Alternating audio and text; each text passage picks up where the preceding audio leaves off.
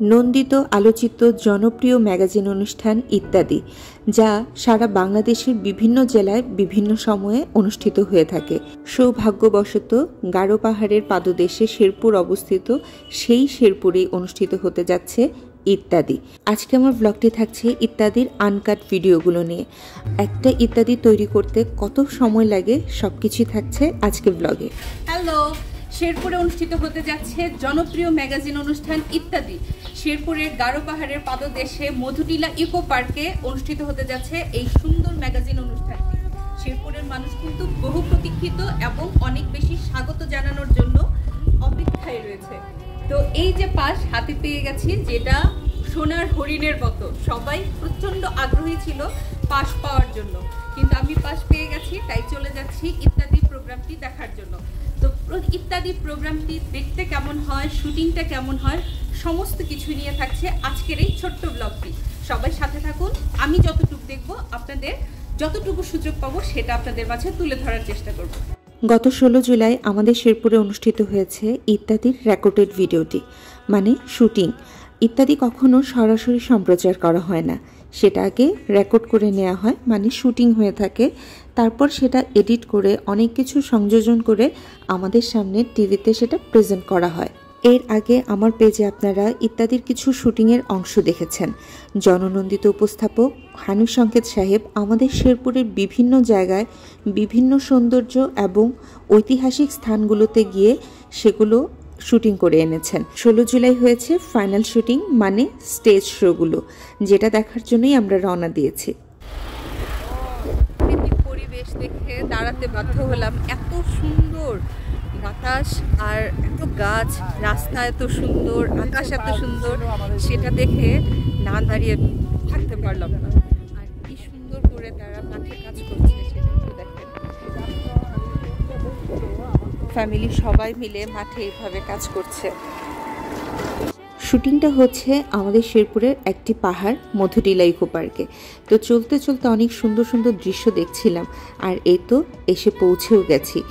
এসে দেখি এত ভিড়, এত মানুষ হয়েছে, কোনো প্রকার গাড়ি নিয়ে ভেতরে ঢোকা যাবে না, তাই মোটর সাইকেলগুলোর জন্য আলাদা স্থান করে রাখা হয়েছিল, সেখানে বাইক রেখে হেঁটে রওনা দিয়েছি। অনেক গরম ছিল, গরমকে উপেক্ষা করে আমরা হেঁটে হেঁটে উপরে উঠছিলাম, মানে পাহাড়ের দিকে যাচ্ছিলাম। আর এই তো দেখেন মাটির ঘর, আর পাহাড়ের আদিবাসীরা কিন্তু ঘরের সামনে বসে আছে, রাস্তায় বসে আছে। তাদের দেখতে দেখতেই আমরা আমাদের মূল গেটে চলে এসেছি। আমাদের শেরপুর যেহেতু গারো পাহাড়ে অবস্থিত, তাই প্রোগ্রামটাও কিন্তু রাখা হয়েছে পাহাড়ে। পাহাড়ের উপরে হবে আজকের এই ইত্যাদি শো। প্রথমে গেটে পাশ দেখে দেখে ঢুকতে দেওয়া হচ্ছিল, তারপরে যদিও সেটার আর বালাই ছিল না, সবাইকে গণ ঢুকতে দেওয়া হয়েছিল। প্রচুর মানুষ এসেছিল, এত গরম ছিল, মানুষ গরমকে উপেক্ষা করে হাজার হাজার মানুষের জমায়েত হয়েছিল এই ইত্যাদি শোতে।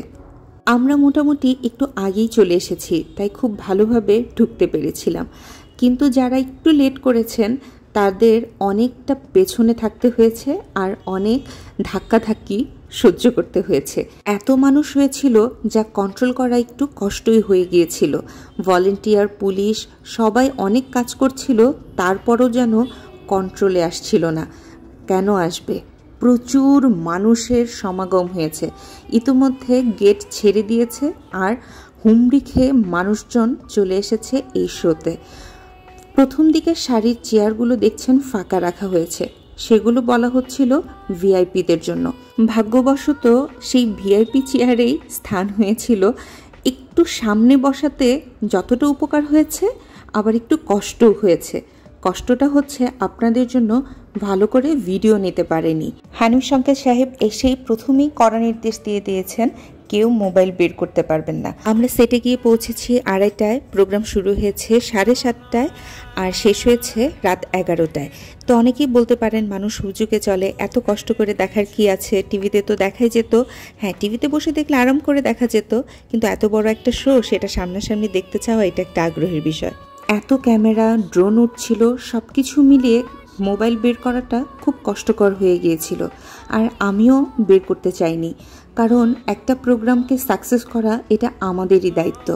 আমি ফোন বের করলে যদি তাদের একটা শট নষ্ট হয়, তাহলে সেটা রিটেক করতে আবার আরেকটু সময় দিতে হবে।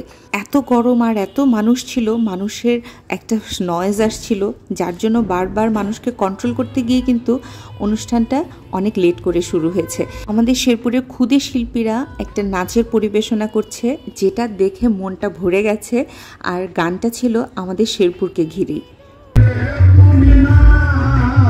একজন জনপ্রিয় ব্যান্ড শিল্পীর সাথে আমাদের শেরপুরের তারা বাউল, উনি তার একটা পরিবেশনা করছে। এইটা দেখো মনটা ভরে গেছে। আমাদের শেরপুরের মানুষ যখন ইত্যাদির স্টেজে, এটা দেখে মনটা কার ভরবে না বলুন। আর আমাদের শেরপুরের সেই তারা বাউলের সাথে জনপ্রিয় ব্যান্ড শিল্পীটিকে, সেটা আপনারা কমেন্ট বক্সে লিখে যাবেন। ইত্যাদিকে ঘিরে মানুষের আগ্রহ যে গাছের আগায়, সেটা কিন্তু গাছের আগালে মানুষকে দেখে বোঝা যাচ্ছে। বারবার তাদের নামিয়ে দেওয়া হলো, তারা আবার সেই গাছের আগালেই স্থান করে নিচ্ছে। ইতোমধ্যে স্টেজে উঠে গেছে আমাদের শেরপুরের কৃতি সন্তান নৌ পরিবহন মন্ত্রণালয়ের সচিব এবং আমাদের শেরপুরের ডিসি সাহেব, এসপি সাহেব, তাদের নিয়ে একটি ম্যাজিক শো করা হয়েছে। দর্শকদের মাঝ থেকেও 4 জনকে তারা স্টেজে নিয়েছিলেন এবং বাকি যে দর্শকরা ছিল, এত হাজার হাজার দর্শক, তাদেরও কিন্তু পার্টিসিপেট করানো হয়েছে হাততালির মাধ্যমে। প্রচুর হাততালির প্র্যাকটিস করানো হয়েছে। নানি আর নাতির পারফরমেন্স দিয়ে ইত্যাদিটা শেষ করা হয়েছে। আর এখানে কিন্তু বাচ্চাদের অ্যালাউ করা হয় না। যারা বাবু নিয়ে গিয়েছিল তাদের কিন্তু বাবুদের সরিয়ে রেখে শুটিং শেষ করে আবার প্যারেন্টসদের কাছে ফেরত দিয়েছে। আজকের এই আনকাট ভিডিও দেখতে কেমন লেগেছে অবশ্যই কমেন্টস করে জানাবেন। আর ইত্যাদিটা কিন্তু 6 তারিখে সম্প্রচার করা হবে। আজকের ব্লগ এই পর্যন্তই। আল্লাহ হাফেজ।